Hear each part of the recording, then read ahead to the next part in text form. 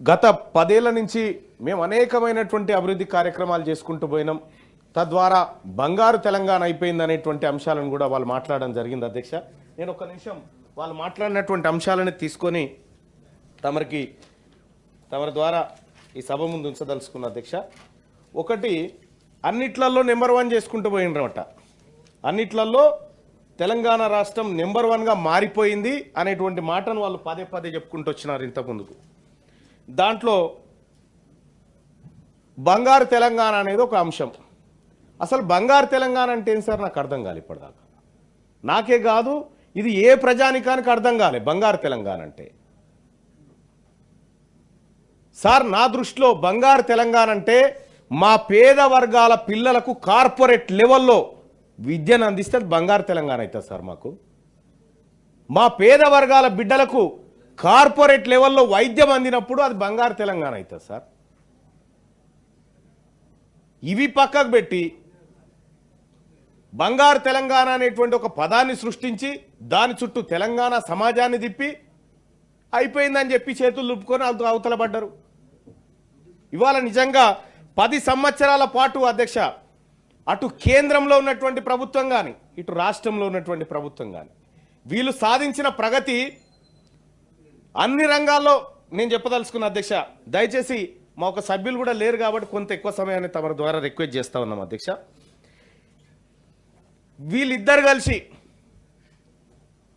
అటు కేంద్రంలో ఉన్నటువంటి బీజేపీ ఎన్డీఏ ప్రభుత్వం కానీ ఇటు రాష్ట్రంలో గతంలో పనిచేసినటువంటి బీఆర్ఎస్ ప్రభుత్వం కానీ చేసిన ఘనత ఏంటంటే అధ్యక్ష, విద్యా రంగంలో మన తెలంగాణ రాష్ట్రాన్ని విద్యా సామర్థ్యాలలో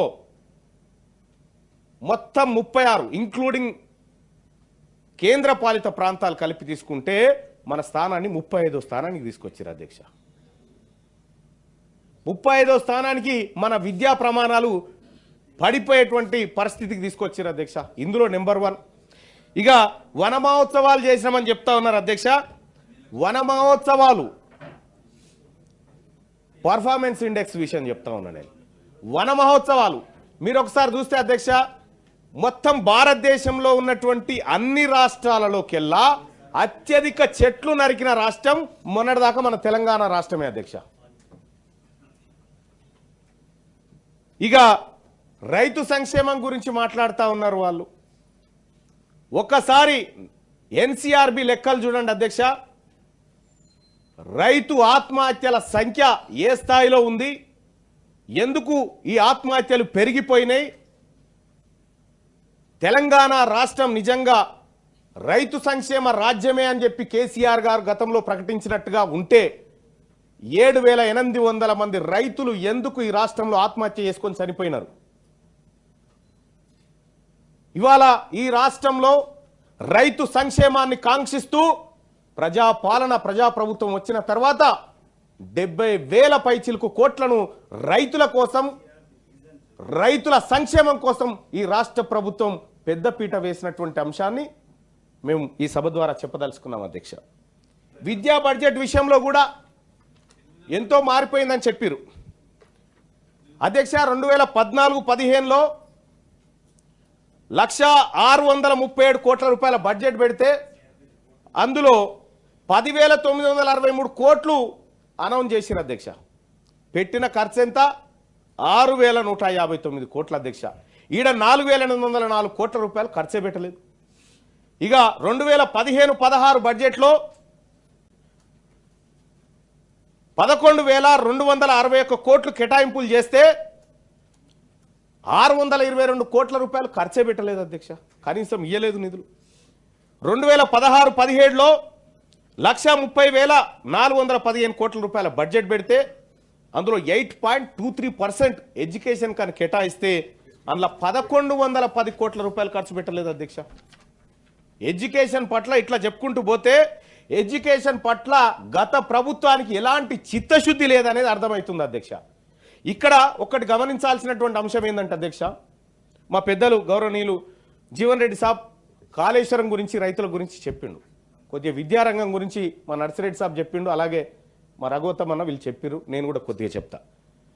ఇదే గతంలో ఉన్నటువంటి ప్రభుత్వం పేదవాడికి నాణ్యమైన విద్య అందించడానికి నిధులు విడుదల చేయలే పోని. కానీ ఇదే కాంగ్రెస్ పార్టీ ప్రభుత్వం గతంలో విద్యా హక్కు చట్టాన్ని తీసుకొచ్చింది అధ్యక్ష. విద్యా హక్కు చట్టం 2009 సెక్షన్ 12(1)(c) ప్రకారం 25% సీట్లను ప్రైవేట్ స్కూళ్లలో, కార్పొరేట్ స్కూల్లో పేద వర్గాలకు ఇయ్యాలనేటువంటి చట్టం చేసింది కాంగ్రెస్ పార్టీ ప్రభుత్వం అధ్యక్ష. దానికి ఫీజులు ఫిక్స్ చేయాల్సినటువంటి బాధ్యత ఆ రాష్ట్ర ప్రభుత్వాలు. దీంట్లో కూడా రాష్ట్ర ప్రభుత్వం గ్రాంట్ ఉంటుంది. 60% నిధులు కేంద్ర ప్రభుత్వం ఇస్తే 40% నిధులను రాష్ట్ర ప్రభుత్వం ఇస్తుంది. ఇవాళ నువ్వు పేద వర్గాల వారికి కార్పొరేట్ తరహాలో ఎడ్యుకేషన్ ఇచ్చే స్తోమత లేనప్పుడు ఆల్రెడీ ఉన్న కార్పొరేట్ స్కూళ్ళల్లో ఈ పేద వర్గాల బిడ్డలను చదివించేటువంటి అవకాశం చట్టం కల్పించిన తర్వాత కూడా గత పాలకులు, గత టీఆర్ఎస్ పార్టీ ప్రభుత్వం ఒక కమిటీనేసి ఇప్పటి వరకు అసలు ఫీజు రెగ్యులేటరీ కమిషన్ ఏం రిపోర్టే గతిలేదు ఇప్పటిదాకా. ఈ గవర్నమెంట్ లో కూడా నేను రిక్వెస్ట్ చేస్తా ఉన్నా, మీ తరఫున రిక్వెస్ట్ చేస్తా ఉన్నా, మీ తరఫున కూడా రిక్వెస్ట్ చేస్తా ఉన్నాం. మాట్లాడుతున్నాం కదా, అది కూడా చెప్తాం కదా, ఎందుకు తొందర ఎందుకు, అది కూడా చెప్తాం కదా, అది కూడా చెప్తాం.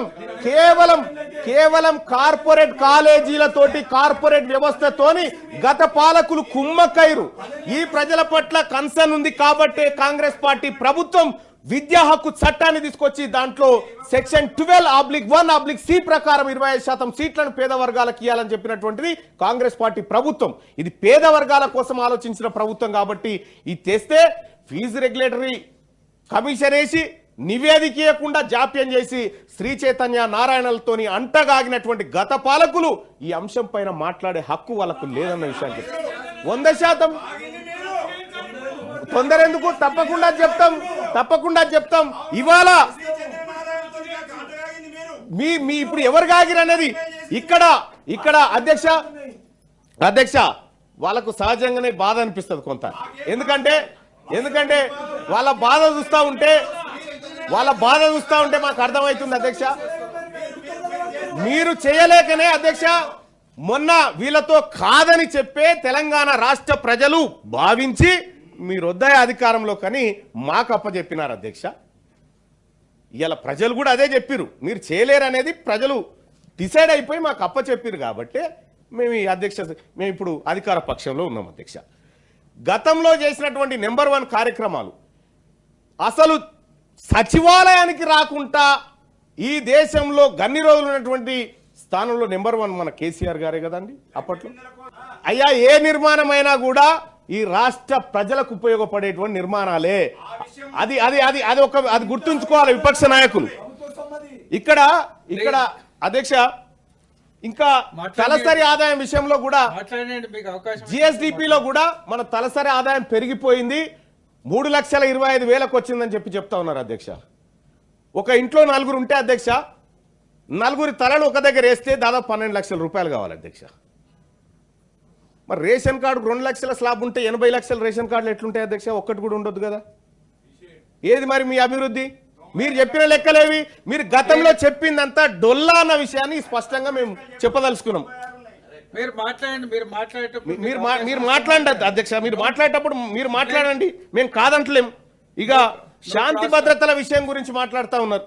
దాని గురించి నేషనల్ క్రైమ్స్ రికార్డ్ బ్యూరో లెక్కలు ఒకసారి చూస్తే వాళ్ళు చెప్తారు అధ్యక్ష. ఇవన్నీ రాష్ట్ర ప్రభుత్వానికి గతంలో వాళ్ళకు వచ్చిన అవార్డులు అధ్యక్ష. అవి దాచిపెట్టి అనేకమైన అవార్డులు మాకు వచ్చినాయని చెప్తా ఉన్నారు అధ్యక్ష. తెలంగాణ రాష్ట్రం సర్వనాశనం అయిపోయింది అధ్యక్ష, అప్పుల కుప్పగా మారిపోయింది. ఎవడు కట్టాలి అధ్యక్ష ఈ అప్పులన్నీ? తెలంగాణ ప్రజలు కట్టాలి. ఆస్తుల సంగతి అయ్యా, కాళేశ్వరం మీద పెట్టినటువంటి అప్పులు పెద్దలు గౌరవనీయులు జీవన్ రెడ్డి గారు చెప్పినట్టుగా తమ్మిడిహట్టి నుంచి ఎల్లంపల్లికి 21 మీటర్లు ఎత్తిపోస్తే ఒడిసిపోయేటువంటి ప్రాజెక్టును 100 మీటర్ల కిందికి తీసుకొచ్చి మేడిదిగడ్డ దగ్గర కట్టి తద్వారా ఇవాళ ఎందుకు పనికిరాని ప్రాజెక్టుగా దాన్ని తయారు చేసినారు. మహారాష్ట్ర ఆంధ్రప్రదేశ్ గురించి మాట్లాడతా అధ్యక్ష. మహారాష్ట్రలో ముంబైకి పోయి మహారాష్ట్ర ముఖ్యమంత్రితో కూర్చొని బిర్యానీ తిని తక్కువ లెవెల్కు నేను ఒప్పుకుంటున్నా అని చెప్పి ఈడ ఒంటెలతో ఊరేగించుకొని వచ్చినటువంటి గత పాలకుడు గత ముఖ్యమంత్రి కేసీఆర్ కాదా? మరి ఆ ప్రకారం తమ్మిడెట్కాడే ఎందుకు కట్టలేదని నేను అడుగుతా ఉన్నా అధ్యక్ష. ఇప్పుడు ఖచ్చితంగా కట్టి చూపెడతాం. అంతేకాదు ఆదిలాబాద్ జిల్లాలో తమ్మిడిహెట్టి దగ్గర కడతాం, 2 లక్షల అదనపు ఆయకట్టును ఆదిలాబాద్ జిల్లాకి ఇస్తాం, ఆ తర్వాత ఎల్లంపల్లికి కూడా దాని ద్వారానే మేము పంపింగ్ చేస్తామని చెప్పి మేము గతంలో కూడా నిర్ణయం తీసుకున్నాం. కాంగ్రెస్ పార్టీ ఆ నిర్ణయానికి కట్టుబడి ఉంటుంది. అధ్యక్ష, నీటిపారుదల రంగం కొత్తగా వాళ్ళు ఏమనంటే 1 కోటి ఎకరాల మాగాణం చేసినామంటారు అధ్యక్ష. తెలంగాణలో సాగుయోగ్యమైన భూమి సంగతి మీ అందరికి ఎరికే. కాలువలతో నీళ్ళు వస్తున్నాయని చెప్తారు. కాలువలతో నీళ్ళు వచ్చినాక కరెంటుతో ఏమైనా పని ఉందా అధ్యక్ష? వాళ్ళు గతంలో చెప్పినటువంటి మాట కాలువల ద్వారా నీళ్ళు వస్తాయని చెప్పినారు. కాలువల ద్వారా నీరు వచ్చిన తర్వాత కరెంటు మోటార్లతో ఏం పని ఉండే? కానీ 26 లక్షల పంప్ సెట్ మోటార్లు నడిచినాయి అధ్యక్ష. వాళ్ళు చెప్పినటువంటి మాట శుద్ధ అబద్ధం. 10 ఏళ్ల పాటు కేవలం మసిబూసి మారడికాయ చేసి అధ్యక్ష, ఇదే నల్గొండ జిల్లా, ఉమ్మడి నల్గొండ జిల్లాలో హరీష్ రావు గారు అక్కడికి పోయి సూర్యాపేటకు పోయి కాళేశ్వరం మొదటి ఫలితం సూర్యాపేటకు వచ్చిందని చెప్పాడు. ఇక్కడ వాస్తవానికి జరిగింది ఎస్ఆర్ఎస్పీ నుంచి వచ్చినటువంటి flood flow canal, Kakatiya canal ద్వారా మాత్రమే నీళ్ళు వస్తా ఉన్నాయి. ఇలా కాళేశ్వరం ద్వారా ఒక్క చుక్క కూడా రాలేదు అధ్యక్ష. సముద్రంలో దోష నీళ్లు పోసి ఇదంతా మాదే అని చెప్తా ఉన్నారు అధ్యక్ష. వీళ్ళ కాళేశ్వరం కథ అది. వీళ్ళ విద్యుత్ రంగానికి సంబంధించి ఇలా తెలంగాణ రాష్ట్రంలో 17,500 మెగావాట్ల విద్యుత్ స్థాపిత సామర్థ్యం ఉంది అధ్యక్ష.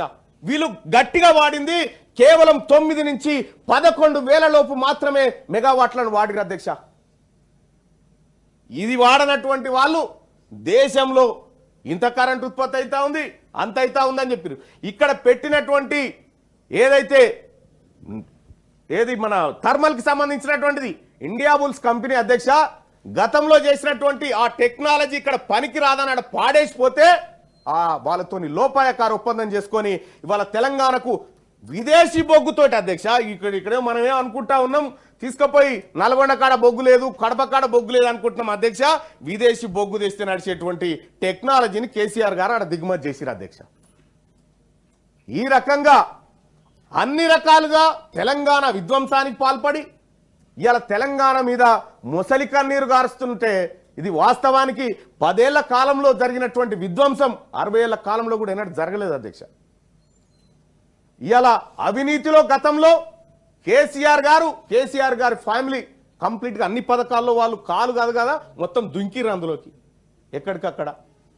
ఇవాళ కాంగ్రెస్ పార్టీ ప్రభుత్వం ప్రజాప్రభుత్వం ఏర్పడ్డ తర్వాత ప్రతి పైసకి జవాబుదారీగా వ్యవహరిస్తూ ఈ రాష్ట్ర ప్రభుత్వం గౌరవ ముఖ్యమంత్రి రేవంత్ రెడ్డి గారు ప్రతి అంశాన్ని ప్రజాక్షేత్రంలో పెట్టింది అధ్యక్ష. ఇంకా వీళ్ళకి వాస్తవానికి కూడా ఇట్లయితే నచ్చదు అధ్యక్ష.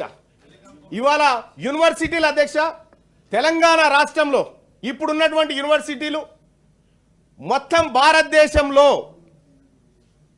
మొత్తం ప్రపంచంలో టాప్ 300 యూనివర్సిటీస్ ఇస్తే ఒక్క యూనివర్సిటీ లేదు అధ్యక్ష మన ఇండియాది. అందులో తెలంగాణ అసలే లేవు.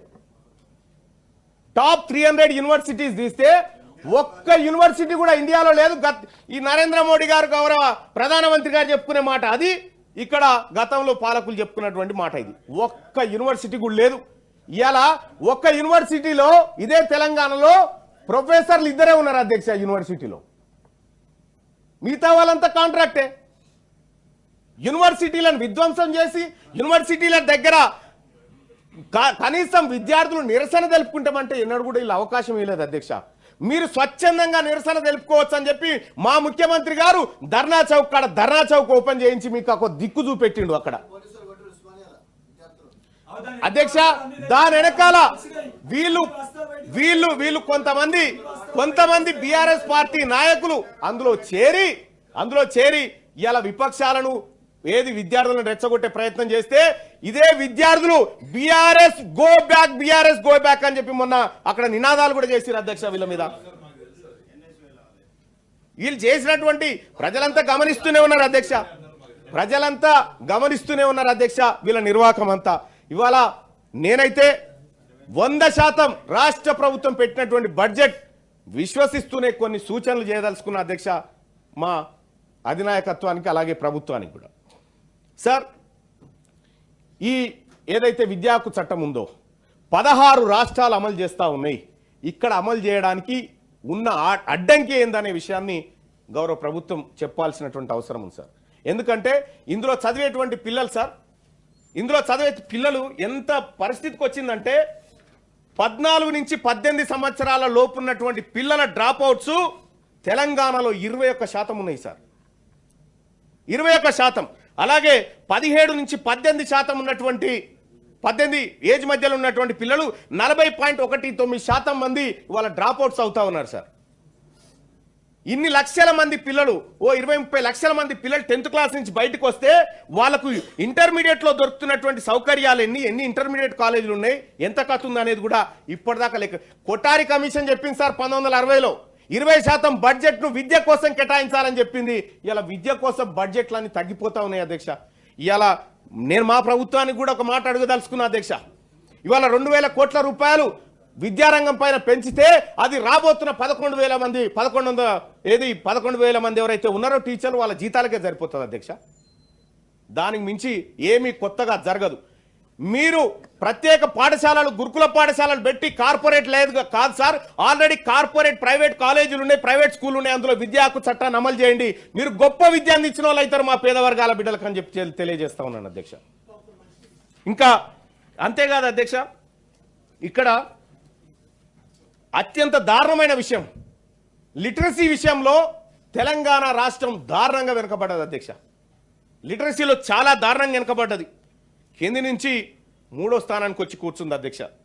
ఏది 2011 సెన్సస్ ప్రకారం. ఇక ఇంకొక విషయాన్ని చూస్తే అధ్యక్ష, పర్ఫార్మెన్స్ 11 సెన్సస్ ఆ తర్వాత చేయలే కదా మరి. మనదేదో సమగ్ర కుటుంబ సర్వే అని చేసి ఆ లెక్కేటు పోయిందో మరి. అప్పుడు మేము చేసే ఇచ్చినాం, ఆ తర్వాత మీరు చేయాలి కదా, ఆ తర్వాత మీరు చేయాల్సిందే కదా, ఆ తర్వాత మీరు చేయాల్సిందే కదా, ఆ తర్వాత మీరు చేయలే కదా. ఇదంతా మీరు చేయలేరు, మీ వల్ల కాదు అనే తెలంగాణ ప్రజలు కాంగ్రెస్ పార్టీ ప్రభుత్వాన్ని, కాంగ్రెస్ ని విశ్వసించి ఇక్కడ ఇచ్చిరు అధ్యక్ష. ఇక ఈ దేశంలో అధ్యక్ష 2-3 అంశాలు మీ ముందు పెడతా. 10 ఏళ్ల పాటు నరేంద్ర మోడీ గారు ప్రధానమంత్రి, 10 ఏళ్ల కాలం పాటు కేసీఆర్ గారు ముఖ్యమంత్రి ఉండి సాధించిన ప్రగతి గురించి ఒకసారి చెప్తా అధ్యక్ష. బంగ్లాదేశ్ ఏమో 10% తన జీడిపిలో విద్య కోసం కేటాయిస్తుంటే కేవలం 3% మాత్రమే ఇవాళ మన దేశంలో కేటాయిస్తా ఉన్నారు అధ్యక్ష. మా సభ్యులు లేరు అధ్యక్ష, మేము తక్కువ ఉన్నాం, మీరు పెద్ద మనసు చేసుకోవాలి, పెద్ద మనసులు మీరు పెద్ద మనసు చేసుకొని మీరు పెద్ద మనసు చేసుకోవాలి అధ్యక్ష. తప్పకుండా అధ్యక్ష, తప్పకుండా అట్లే చేస్తాం అధ్యక్ష. ఇక తాగునీటి వ్యవహారం, ప్రతి ఇంటికి నల్లా నీళ్ళు ఇచ్చినామని చెప్పారు అధ్యక్ష గతంలో. ఇవాళ ప్రతి ఇంటికి నల్లా నీళ్ళు ఇస్తే అధ్యక్ష వాటర్ హెడ్ ట్యాంకులు మా ఊర్లో ఉన్న ట్యాంకు వాళ్ళ రంగు వేసిరు అధ్యక్ష. పాత ట్యాంకు పాతదే, రంగు కొత్తగా వేసి పైసలు తీసుకుపోయారని చెప్పని అంటా ఉన్నారు. ఎంతవరకు నిజమో నాకు తెలియదు. కానీ ఒక మాట అయితే సత్యం, అందుగలదు ఇందు లేదన్న సందేహం వలదన్నట్టుగా ఎక్కడ ఛాన్స్ దొరికినా అవినీతికి పాల్పడ్డది గత ప్రభుత్వం. ఇక్కడ నాకు అర్థం కాని విషయం ఇంకొకటి అధ్యక్ష, ఇప్పుడు నీటిపారుదల రంగంలో ప్రాజెక్టుల నిర్మాణంలో అంచనాలు పెంచుతా ఉంటారు అధ్యక్ష. ఏ రైతులు డిమాండ్ చేయరు, ఏ ప్రజలు డిమాండ్ చేయరు. ఒక విద్యారంగంలో అంచనాలు ఎందుకు పెరిగాయి అధ్యక్ష? ఒక విద్యారంగంలో ఎందుకు పెరిగాయి, వైద్య రంగంలో అంచనాలు ఎందుకు పెరిగాయి? వీటి కేటాయించిన బడ్జెట్లు తగ్గిపోతూ ఉంటాయి, ఇవేమో పెరిగిపోతూ ఉంటాయి. అధ్యక్ష నేను ఒకటి చెప్పదలుచుకున్నా, నేను గౌరవ టీచర్ ఎమ్మెల్సీ గారు కూడా ఇక్కడ ఉన్నారు సార్. ఈ రాష్ట్రంలో విద్యా ప్రమాణాలు పడిపోవడానికి మనం కారణభూతులు కాకూడదు. ప్రభుత్వం పైన ఒత్తిడి పెంచైనా సరే ఖచ్చితంగా ఈ విద్యా వ్యవస్థను బాగు చేసుకోవాలి. విద్యా వ్యవస్థను బాగు చేసుకుంటేనే ఒక దేశం నాశనం కావాలంటే అందులో విద్యా వ్యవస్థను నాశనం చేస్తే కథం అని చెప్పారు అధ్యక్ష. మరి ఆ విద్యా వ్యవస్థలో మనం వెనకబడి ఉన్నాం, వాటిని ముందుకు తీసుకుపోవాలి, వైద్య రంగాన్ని కూడా ముందుకు తీసుకుపోవాలి. గౌరవనీయులు మంత్రివర్యులు ఇక్కడే ఉన్నారు కాబట్టి వైద్య వ్యవస్థను కూడా ముందుకు తీసుకుపోవాలి. వాటికి బడ్జెట్ సవరించైనా ఇంకా కొంచెం పెంచితే బాగుంటుంది అనేటువంటి అభిప్రాయాన్ని తెలియజేస్తా ఉన్నా. అలాగే ఇంకొక విషయం అధ్యక్ష, బీసీలకు సంబంధించినటువంటి బలహీన వర్గాలకు 9,200 కోట్ల రూపాయలు కేటాయిస్తే బలహీన వర్గాల ప్రజలు నిజంగా ఆవేదన చెందిన అధ్యక్ష. ఎస్, ఈ బడ్జెట్లో ఈ 2,91,000 కోట్ల రూపాయల బడ్జెట్ ఉంటే దాన్ని సగారికి జీరితే అది బీసీల బడ్జెట్ కావాలి అధ్యక్ష. కానీ ఇలా 9,200 కోట్ల రూపాయలు మాత్రమే బీసీలకు కేటాయిస్తే పోనీ దాంట్లో ఎంతవరకు ఖర్చు చేస్తారనేది నాకు అది తెలియనటువంటి అంశం. రేపు పొద్దుగాల ఏ కార్పొరేషన్కి ఎంత ఏ లెక్క ఎంత అనేది అది మళ్ళీ వచ్చినప్పుడు చూస్తేవా. కానీ బీసీల విషయంలో బడ్జెట్ బీసీలకు అన్టచబుల్గా మారుతా ఉంది. దయచేసి ఈ అంశాన్ని రాష్ట్ర ప్రభుత్వం దృష్టిలో పెట్టుకొని రాబోయేటువంటి రోజుల్లో మనం 1,00,000 కోట్ల రూపాయలు బీసీల కోసం కేటాయిస్తాం అనుకున్నాం. ఈ రకంగా ఇచ్చుకుంటూ పోతే 10 ఏళ్ళు కూడా కాదు, 10 ఏళ్ళు కూడా సరిపోదు. కాబట్టి దాన్ని కూడా ఏమైనా వీలైతే ఎక్కువ నిధులు ఏది మనం ప్రాజెక్టుల కోసం కనుక అంచనాలు పెంచుకున్నట్టుగా ఇది కూడా పెంచుకుంటే బాగుంటుంది అనేటువంటి అభిప్రాయాన్ని సూచనను నేను రాష్ట్ర ప్రభుత్వానికి చేస్తా ఉన్నా అధ్యక్ష. ఇక ఫైనల్గా ఒకటి అధ్యక్ష, ఏజెన్సీ వ్యవస్థ అధ్యక్ష, ఏజెన్సీ వ్యవస్థను రద్దు చేస్తే సార్ మాకు ఇంకా లేరు సార్, కంక్లూడ్ చేస్తాం సార్. పెద్ద మనసు చేసుకోవాలి మీరు, పెద్దలంతా పెద్ద మనసు చేసుకోండి సార్. ఏజెన్సీ వ్యవస్థ సార్, ఏజెన్సీ అవుట్ సోర్సింగ్ లో పనిచేస్తున్నటువంటి వాళ్ళు గతంలో నేను గౌరవనీయులు మంత్రివర్యులు పొన్నం ప్రభాకర్ సార్ ఒక మీటింగ్ అటెండ్ అయినప్పుడు ఏజెన్సీ వ్యవస్థను రద్దు చేస్తే రూపాయి భారం లేకుండా అందులో పనిచేసేటువంటి ఆ వ్యక్తికి 20,000 వరకు మనం జీతం ఇచ్చేటువంటి అవకాశం ఉంటుంది సార్. ఏజెన్సీ వ్యవస్థ ద్వారా శ్రమ దోపిడీ జరుగుతుందనేటువంటి మాటను పదే పదే చెప్పినాం సార్. దాన్ని రద్దు చేసే దిశగా కూడా ఆలోచన చేయాలి సార్. ఇంకొక విషయం సార్, ఈ గెస్ట్ లెక్చరర్స్ సార్ వాళ్లకు 12 నెలల వేతనం రావట్లేదు సార్. వాళ్లకు అనేకమైనటువంటి ఇబ్బందులు గురైతా ఉన్నారు. ఆ అంశాన్ని కూడా పరిశీలించాలని చెప్పి తమరి ద్వారా విజ్ఞప్తి చేస్తూ తమరు అవకాశం కల్పించారు సార్. వాస్తవానికి నేను చాలా రాసుకొచ్చినా కానీ సమయం సరిపోతలేదు సార్. అవతల పక్షం వాళ్ళకు కూడా కొంత అవకాశం ఇవ్వాలి సార్. కనీసం వాళ్ళు చెప్పేది అబద్ధమో నిజమో వినాలన్నా కూడా కొంత సమయం ఇవ్వాలి కాబట్టి వాళ్ళకి ఇవ్వండి సార్. Thank you.